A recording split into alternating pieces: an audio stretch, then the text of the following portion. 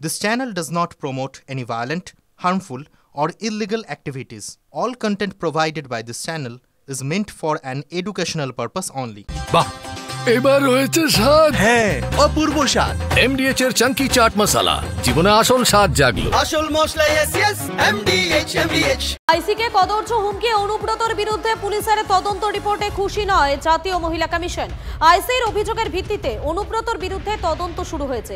5টি ধারায় মামলা রুজু হয়েছে। একই সঙ্গে আইসি লিটন হালদারের 2টি ফোন বাজেয়াপ্ত করা হয়েছে। ফোন দুটি পাঠানো হবে ফরেনসিক পরীক্ষায়।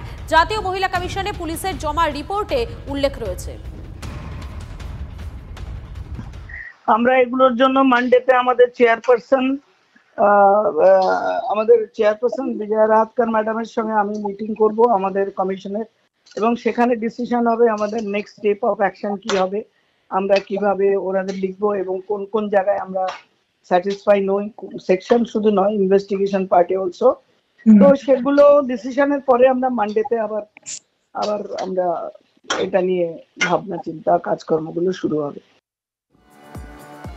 এই প্রসঙ্গে একটা প্রশ্ন উঠছে যে আর কতটা সম্মানহানি হলে পুলিশ গুরুত্বপূর্ণ পদক্ষেপ নেবে, আর কি হলে মানে জামিন অযোগ্য ধারা মোতায়েন করা হয়েছে অনুব্রত এবং তার যে সাকরে ছিল বিক্রমজিৎ সাউ, তাদের দুজনকে আমরা দেখলাম জিজ্ঞাসাবাদের পর ছেড়ে দেওয়া হলো। আমার সঙ্গে রয়েছেন সহকর্মী সিজার।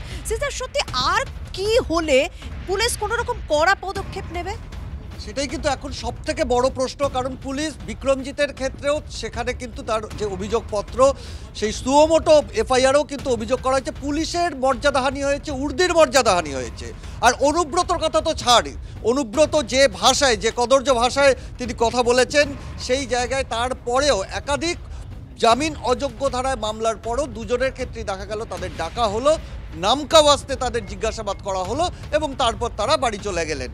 এখানেই প্রশ্ন, তাহলে কোথাও কি এদের রাজনৈতিক পরিচয়, অনুব্রত মণ্ডলের বিরুদ্ধে তার যে অভিযোগ রয়েছে সেখানে দাঁড়িয়ে দল বলা হচ্ছে, দল নিন্দা করছে, কিন্তু তার যে রাজনৈতিক দাপট এবং তার সাকরেদের তার দৌলতে যে রাজনৈতিক দাপট, সেই কারণেই পুলিশ কোনো ধরনের কড়া পদক্ষেপ নিচ্ছে না। পুলিশ কর্তারা বলছেন অ্যারেস্ট করা ম্যান্ডেটারি নয়। আর সে জায়গাতে দাঁড়িয়েই কিন্তু প্রশ্ন ওঠে, এটা যদি একজন সাধারণ মানুষ, আমি তুমি অন্য কেউ সাধারণ মানুষ এই কাজটা করতো, পুলিশ কি গ্রেপ্তার না করে ছেড়ে দিত? সেখানে কি পুলিশ এই বদান্যতা দেখাতো? এটাই কিন্তু প্রশ্ন থাকছে, এবং সেখানেই পুলিশের ভূমিকা, পুলিশ আদৌ কতটা স্টেপ নিতে পারবে সেই প্রশ্নগুলোই উঠছে। একদম এই প্রশ্নগুলো ওঠা স্বাভাবিক, এবং স্বাভাবিকভাবে এই প্রশ্নগুলো বিরোধীরাও তুলছে। আমার সঙ্গে রয়েছেন বিজেপি নেতা জগন্নাথ চট্টোপাধ্যায়। জগন্নাথবাবু, আপনি শুনলেন, এবং সত্যিই তো মানে আপনারা প্রথম থেকে বলে এসেছেন যে পুলিশ কোনো রকম কড়া ব্যবস্থা কেন নিচ্ছে না। একজন মানুষ যার বিরুদ্ধে 2টো জামিন অযোগ্য ধারা মোতায়েন করেছে এবং তার সাকরে বিক্রমজিৎ সাউ, তাদেরকেও মানে তাকেও দেখলাম আমরা জিজ্ঞাসাবাদের পর ছেড়ে দেওয়া হলো। আপনারা কি বলবেন? দেখুন, বিক্রমজিৎ একটা বাচ্চা ছেলে, ও অনুব্রতর মতো ও হয়তো ওষুধ খেয়ে এসব করেছে। সিউড়িতে সবাই জানে ও একটা রাউডি এলিমেন্ট, ওটা নিয়ে খুব সিরিয়াস কিছু নেই। ওর বিরুদ্ধে এর আগেও অনেক মামলা টামলা ইত্যাদি আছে। কিন্তু প্রশ্ন হচ্ছে যে যার কথা নিয়ে, যাকে নিয়ে এত কিছু চলছে, সেই অনুব্রত মণ্ডল, তার বিরুদ্ধে অভিযোগটা কি আপনারা জানেন কেউ?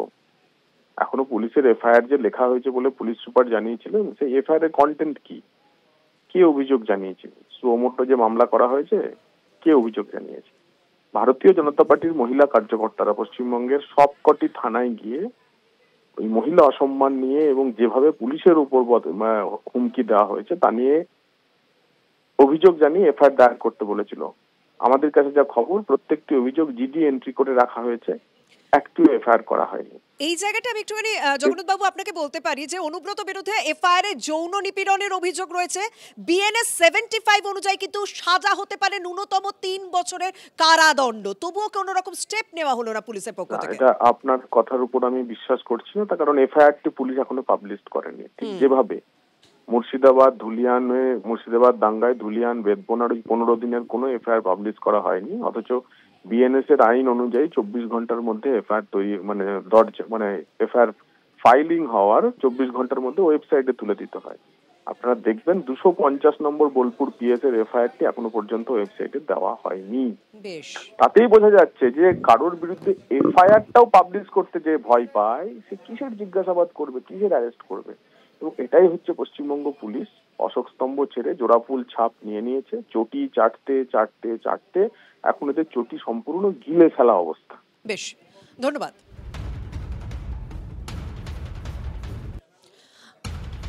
আমাদের সঙ্গে রয়েছেন বাম নেতা সুজন চক্রবর্তী। সুজন, আপনি পুরো বিষয়টাই শুনলেন যে সত্যি আপনারাও দেখছেন বেশ কয়েকদিন কেটে গেল, খালি দুজনকে জিজ্ঞাসাবাদ করা হলো। অনুব্রত মণ্ডল তার তো কদর্য ভাষায় হুমকি প্রত্যেকেই শুনেছে, এমনকি বিক্রমজিৎ রাও সেও নিজে ভিডিও পোস্ট করেছে, কিন্তু পুলিশ যে পদক্ষেপ নিয়েছে আপনারা কি সন্তুষ্ট?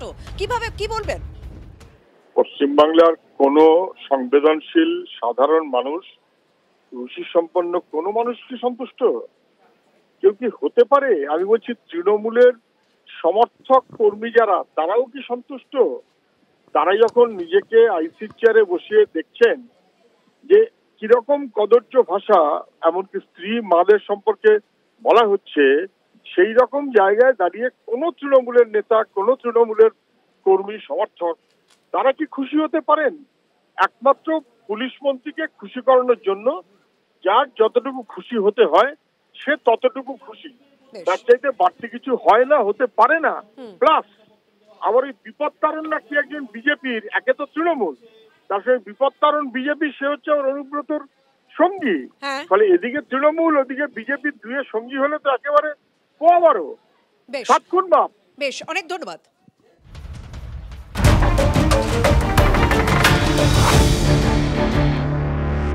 আর ঠিক এই অবস্থায় বীরভূমে তৃণমূলের পতাকা ছিল তৃণমূল, ফের অনুব্রত অনুগামীদের সঙ্গে কাজল শেখের অনুগামীদের গোষ্ঠীর সংঘর্ষ। দুই গোষ্ঠীর হাতাহাতিতে আহত কাজল শেখের একজন অনুগামী। যদি অনুব্রত অনুগামীরা দাবি করছেন গোটা ঘটনায় নাকি সাজানো। বন্দ্যোপাধ্যায় এবং মমতা ব্যানার্জি একটা ছবি পোস্ট, যে একটা শুভেচ্ছার পোস্ট, সেটা আমরা টাঙিয়েছিলাম গ্রামে।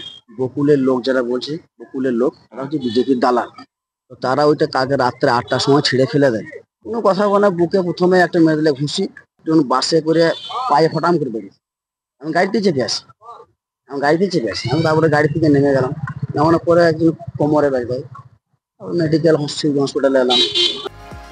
অন্যদিকে ভাঙড়ের কিছু আপডেট আপনাদের দেবো। জানা যাচ্ছে যে ভাঙড়ে আইএসএফ একটা বড়সড় ভাঙন, কথা বলছি তার কারণ শওকত মোল্লার হাত ধরে প্রায় শতাধিক আইএসএফ কর্মী তারা তৃণমূল কংগ্রেসে যোগদান করেছেন এবং এক্ষেত্রে শওকত মোল্লা তিনি দাবি করছেন যে 4 বছর ধরে আইএসএফ বিধায়ক কোনো কাজ করেননি, সে কারণে বীতশ্রদ্ধ হয়ে গিয়ে তারা এই সিদ্ধান্ত নিতে বাধ্য হয়েছেন, মানে যারা আইএসএফ থেকে তৃণমূল কংগ্রেসে যোগদান করলেন। কিন্তু আইএসএফের তরফ থেকে সেখানে বলা হচ্ছে, তারা বলছেন যে না, এর কারণ হচ্ছে বারবার তাদেরকে চাপ দেওয়া হচ্ছে, ভয় দেখানো হচ্ছে, হুমকি দেওয়া হচ্ছে। তো এই দুই কারণের মাঝামাঝি ইতিমধ্যে 100 জন, প্রায় 100 জন তৃণমূল কংগ্রেসে যোগদান করেছেন। শওকত মোল্লার হাত ধরে তারা তৃণমূল কংগ্রেসে যোগদান করছেন, সেই সময়কার একটা ছবি আপনাদের সামনে এই মুহূর্তে আমরা দেখাচ্ছি। আপনারা জানেন যে কালীগঞ্জে উপনির্বাচন রয়েছে, সেই উপনির্বাচনকে মাথায় রেখে স্বাভাবিকভাবে ভোটারদের মনোবল বাড়ানোর জন্য রুট মার্চ শুরু হয়েছে। রাজ্য পুলিশকে সঙ্গে নিয়ে কালীগঞ্জ বিধানসভার অন্তর্গত যে 13টি পঞ্চায়েত রয়েছে, সেই 13টি পঞ্চায়েতের রুট মার্চ কেন্দ্রীয় বাহিনী।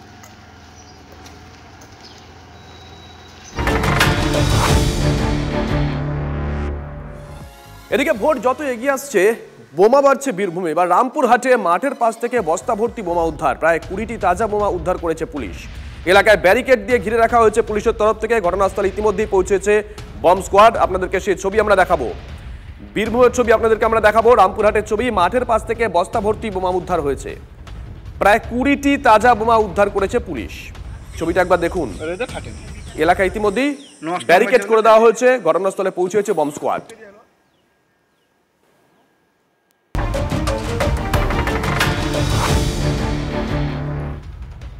আরো একটা ছবি, নদিয়ার ছবি। আমবাগানে ছড়িয়ে ছিটিয়ে পড়ে আছে তাজা বোমা।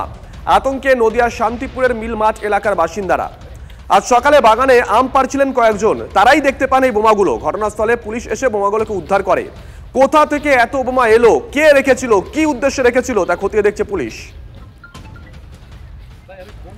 MDH চানা মশলা, এখন ছোলা হোক বা বরবটি দানা, সাদা চানা হোক বা কালো, সব রান্নাই হবে অসাধারণ।